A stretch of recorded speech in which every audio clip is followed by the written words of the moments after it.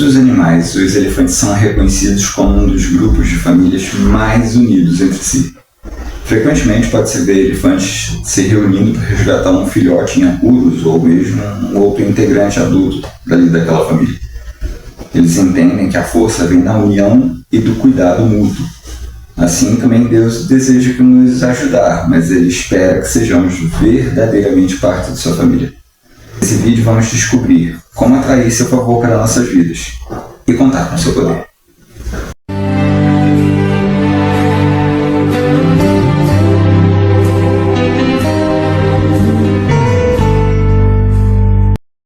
Você já se viu num momento de aflição tão grande onde você se viu cercado por tantos problemas, tantas aflições, tanta perplexidade, que você só falta gritar por socorro para Deus porque você não vê nenhuma saída?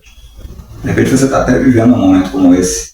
Dependendo da sua idade, se você não viveu ainda, possivelmente vai viver, porque infelizmente a vida ela vem trazendo as suas demandas. Há um rei, onde nós encontramos o relato dele no livro de 2 Reis 20, versos 3 a 6. É o rei Ezequias. O rei Ezequias havia recebido a visita do profeta Isaías, a mão do Senhor Deus, dizendo: olha, você está doente, essa doença que você tem é para a morte, você não vai viver, dá conta aí da tua casa, organiza o que você tem para organizar, porque você não vai viver, seu tempo está limitado. No verso 2, na verdade, diz assim, que virou Ezequias o rosto para a parede e orou ao Senhor, dizendo: lembra-te, Senhor, peço-te, de que andei diante de ti com fidelidade, com inteireza de coração, e fiz o que era reto aos teus olhos. E chorou muitíssimo. Antes que Isaías tivesse saído da parte central da cidade, veio a ele a palavra do Senhor, dizendo: volta e diz a Ezequias, príncipe do meu povo: assim diz o Senhor, o Deus de Davi, teu pai: ouvi a tua oração e vi as suas lágrimas. Eis que te curarei, e ao terceiro dia subirás à casa do Senhor. Eu já me fiz essa pergunta, ela é quase que automática. Teria você, coragem, ousadia de virar para Deus e dizer: ah, Senhor Deus, se lembra? Olha o quanto eu andei diante de ti com fidelidade. Olha como eu andei com inteireza de coração. Eu fiz o que é reto aos seus olhos. Há um tempo atrás eu passei por esse tipo de aflição. Não de doença, no outro contexto, mas virei para Deus e não gritei por socorro, mas falei assim: Senhor, o que eu preciso fazer para conseguir conquistar o teu favor? Sim, eu estava barganhando com Deus. Mas o incrível ali naquele momento para mim é que nitidamente, de forma cristalina, eu ouvi Deus me responder. Ele disse assim: olha, bem, já que você perguntou, eu honro aqueles que me honram e desprezo aqueles que me desprezam. Francamente, a surpresa de ouvir a voz dele dizendo assim para mim foi um alento.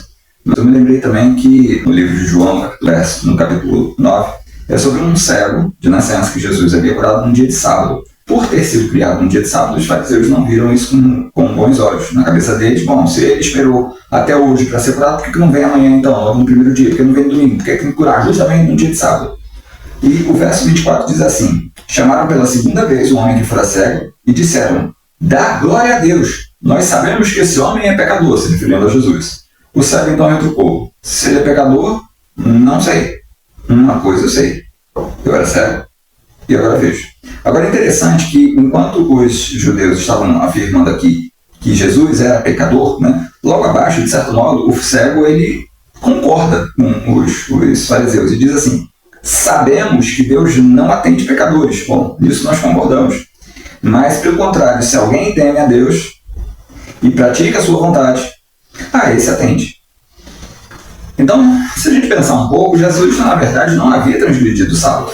Quando a gente vai até o livro de Isaías, no capítulo 58 de Isaías, versos 13 a 14, vem o que Deus espera a respeito da lei dele, de como se deveria guardar o sábado. E diz assim: se desviares o pé de profanar o sábado, de cuidar dos teus interesses no meu santo dia, e o honrares não seguindo os teus caminhos, não pretendendo fazer a tua própria vontade, nem falando palavras vãs, e assim segue o verso.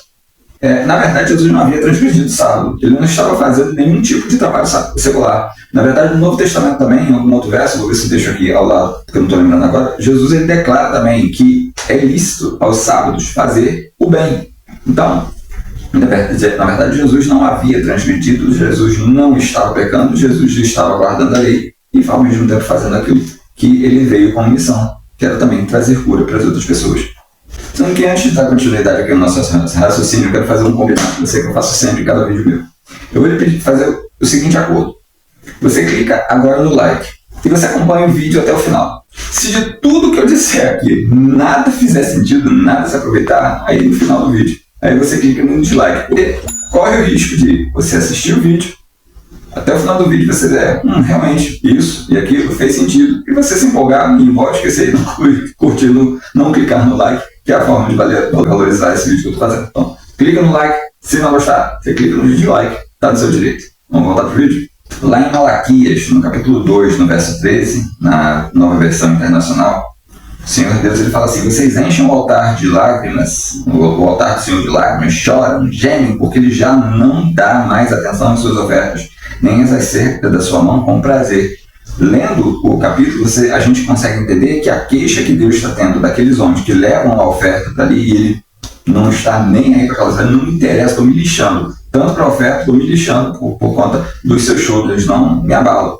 Porque, na verdade, a queixa de Deus é que aqueles homens eles vinham traindo suas esposas, vocês adulteram, vocês vivem uma vida de pecado, a vida de vocês está em contraste daquilo que eu espero de você. Então, vocês não me atendem e agora esperam que eu atenda vocês? De modo nenhum. Então, a gente consegue ver um padrão de comportamento de Deus, que Deus ele pretende nos atender, sim. No capítulo 28 de Deuteronômio, há toda uma lista que Deus mandou Moisés escrever, dizendo de todas as bênçãos que viriam correndo atrás de nós se nós fôssemos obedientes. Por outro lado, no capítulo 29, há também toda uma lista de maldições, de males que iriam nos perseguir se nós fôssemos desobedientes aos mandamentos, às ordens, às orientações que ele tem para a nossa vida. No livro de Provérbios, no capítulo 15, 29, Salomão havia escrito assim: o Senhor está longe dos perversos, mas atende à oração dos justos. Tem uma outra tradução que diz que Deus está longe dos ímpios, mas ouve os corretos. No livro de Isaías também, capítulo 59, verso 1 e 2, eles são muito reveladores. O profeta escreveu que eis que a mão do Senhor não está encolhida para que não possa salvar. Ele também não está surdo o seu ouvido para que não possa ouvir. O que ocorre é que as vossas iniquidades fazem separação entre vós e o vosso Deus, e os vossos pecados encobrem seu rosto para que não vos ouçam. Então, os nossos erros, as nossas transgressões durante a nossa vida, a nossa conduta de vida perante Deus, vai determinar se ele vai nos atender ou não, o quanto nós estamos sendo obedientes ou não, o quanto a gente quer seguir suas orientações ou não. Então, as partes aqui do capítulo 59, elas são muito reveladoras. Aqui vem dizendo que os vossos lábios falam mentiras, as vossas línguas proferem maldade, vocês concebem o mal e dão luz à iniquidade. Mas aqui abaixo, no verso 7, diz assim: os seus pés correm para o mal, são velozes para derramar o sangue inocente. Eu lembro que há muito tempo atrás, por várias vezes, várias ocasiões, eu ouvi alguém dizendo isso, se eu mesmo não fui um que falei algo do tipo: eu não mato, eu não roubo, eu não faço mal para ninguém. Só que essa régua de matar ou roubar, essa é a régua do indivíduo, da pessoa. A régua de Deus não é essa. Além de Deus esperar que a gente não mate, além de Deus esperar que a gente não roube o nosso próximo, mas Deus aqui logo no início, como eu havia lido, os vossos lábios falam mentira, Deus também espera que a gente não minta, que a gente não fique proferindo maldade, que a gente não fique criando todo e qualquer tipo de mal que seja. A verdade é que Deus vem refinando cada pessoa. Possa ser que eu e você, a gente não tenha cometido nenhum assassinato, possa ser que eu e você não tenha cometido nenhum assalto a banco, nenhum crime assim hediondo, né? Mas mesmo as pequenas maldades, a maldade que está no coração de cada pessoa, dependendo de que pessoa for, o nível que ela for, cada maldade for, Deus pretende purificar o nosso coração, pretende aprimorar o nosso caráter. Mesmo a pessoa que diz que eu não fiz isso ou aquilo, mas fez pecados menores, Deus quer purificar completamente o nosso coração. E por vezes, se a gente estiver agarrado ao erro, incrustado no erro, ele vai dizer: não, eu não vou lhe atender, você sabe exatamente o que eu espero de você, e eu sei o que você espera de mim, enquanto você não colaborar comigo, eu também não vou colaborar com você. É o que está escrito. Esse trecho que eu falei ainda há pouco sobre Deus afirmar: eu honro os que me honram, ele foi dito, na verdade, para Samuel, está escrito em 1 Samuel. Deus diz assim: porque aqueles que me honram, eu honrarei, porém os que me desprezam serão desmerecidos. Logo depois desse verso, bem na verdade, o verso que veio na sequência para complementar essa ideia para mim, de que forma que eu vou honrar a Deus, veio também na visão que Isaías teve, que é relatado no capítulo 6. E de onda da morte do rei Uzias, eu vi o Senhor assentado sobre um alto e sublime trono, e as suas abas de vestes enchiam o templo. Serafins voavam por cima dele, cada um tinha 6 asas, com 2 cobriam o rosto, com 2 cobriam seus pés, e com outras 2 voavam. E clamavam uns para os outros, dizendo: Santo, Santo, Santo é o Senhor dos exércitos. Toda a terra está cheia de sua glória. As bases do limiar se moveram à voz do que clamava, e a casa se encheu de fumaça. Então eu disse: ai de mim, estou perdido, porque sou homem de lábios impuros e habito no meio de um povo de impuros lábios. Então um anjo veio com uma brasa que ele tirou do altar e tocou no lábio de Isaías. E ali ele afirmou: o seu pecado está purificado, você está livre do seu pecado. É lógico, pelo menos na minha cabeça é muito claro que não creio que esse fosse o único pecado de Isaías. Ou ele xingava, ou ele fazia fofoca, não sei como ele usava a língua dele, ele amaldiçoava, ele praguejava, não sei. Mas certamente esse era o pecado que mais o incomodava. E eu gostaria de começar por aí. Eu, naquele momento, eu perguntei qual o meu maior pecado, onde eu mais erro em toda uma lista, por onde eu devo começar.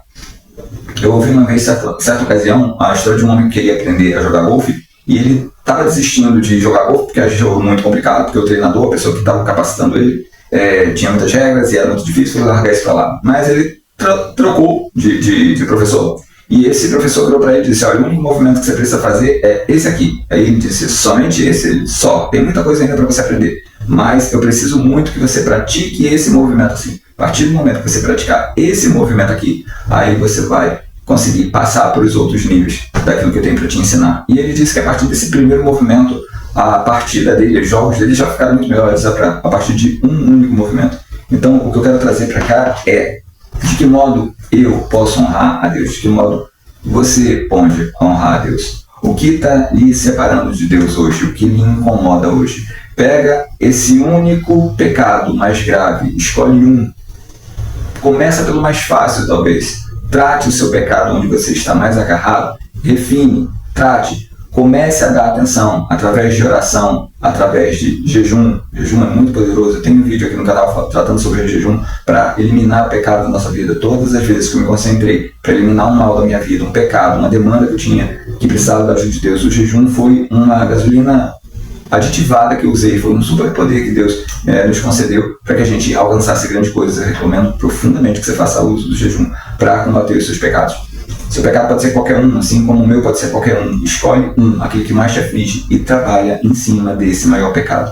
Como eu disse antes, começa por outros pecados mais leves, alguma coisa mais fácil, não, talvez não aquele tão difícil assim, não sei. Ora a Deus, conversa com Deus, peça a Deus para colocar o Espírito Santo para trabalhar no seu coração. Procure o seu pastor, procure a orientação de uma pessoa sábia, uma pessoa de entendimento. Busque nas Escrituras, busque a palavra de Deus, busque em oração, busque pelo Espírito Santo, busque em jejum, busque saber: meu Senhor, meu Deus, em que eu posso te honrar? O que eu posso fazer de melhor para o Senhor hoje? O nosso crescimento é gradual. Foi dessa forma que eu vim me desenvolvendo. Eu estou muito, muito longe de ser uma pessoa ideal para os padrões de Deus. Mas quando eu olho para trás e vejo o desenvolvimento, eu vejo que a palavra do Senhor Deus é fiel. E eu consigo ver melhoras que Ele vem nos orientando, vem nos aconselhando. E se a gente seguir as orientações que Ele traz, a gente vai se tornar cada vez mais semelhante ao nosso Pai, mais semelhante ao Senhor Jesus, e trazendo maior motivo de orgulho e honra para Ele também. O que nós temos que melhorar hoje? Em que poderemos trabalhar hoje para honrar o nosso Senhor Deus? Será que é o ódio a alguma pessoa? Será que nós devemos trabalhar para eliminar a mágoa, o ressentimento, o maltrato com algum familiar, o desentendimento com algum familiar? Seria algum vício, seria um pecado que estou agarrado? Escolhe um, trabalha nele com o intuito de trazer honra ao Senhor. Trabalha, como eu acabei dizendo, um pouco grudado com o Senhor, colado com o Senhor. Peça ajuda a Ele, se esforça, faz a tua parte, e com certeza, gradualmente, a vitória virá para nós, e Deus sentirá maior prazer em te honrar, porque Ele vê que nós, eu e você, estamos honrando a Ele também. Combinado? E então, o que você achou desse vídeo? Alguma coisa fez sentido de tudo que eu falei para você? Você concorda? Você discorda? Você já tem algum alvo para você colocar? Hoje eu vou fazer um pedido especial para você que está assistindo esse vídeo. Esse meu canal é novo, ele está com poucos vídeos ainda, ele está muito no início. E uma forma do YouTube valorizar meu trabalho, uma forma que você tem de retribuir o que eu ofereci agora, se fez sentido para você, considere se inscrever. Veja esse canal crescer daqui para diante. Veja onde ele pode chegar e o alcance que ele pode ter na vida de outras pessoas. Se a mensagem que eu trouxe hoje para você ela fez sentido, faça com que essa mensagem chegue a outras pessoas, não somente curtindo, mas também se inscrevendo. Isso vai fazer com que o algoritmo ele entenda que o vídeo teve valor, que ele está agregando na vida de outras pessoas e que ele pode levar para um número maior de pessoas que pode estar passando por aflição, e vai ser muito bem-vinda essa mensagem para ele também. Combinado? E ainda que nem tudo do que tem sido dito aqui você consiga lembrar, tem uma coisa muito especial que eu gostaria muito que você gravasse. Lembre-se que o Senhor nosso Deus é como um pai que se compadece dos seus filhos. E da mesma forma, ele se compadece de todos aqueles que o amam e o respeitam. Fique com o Pai.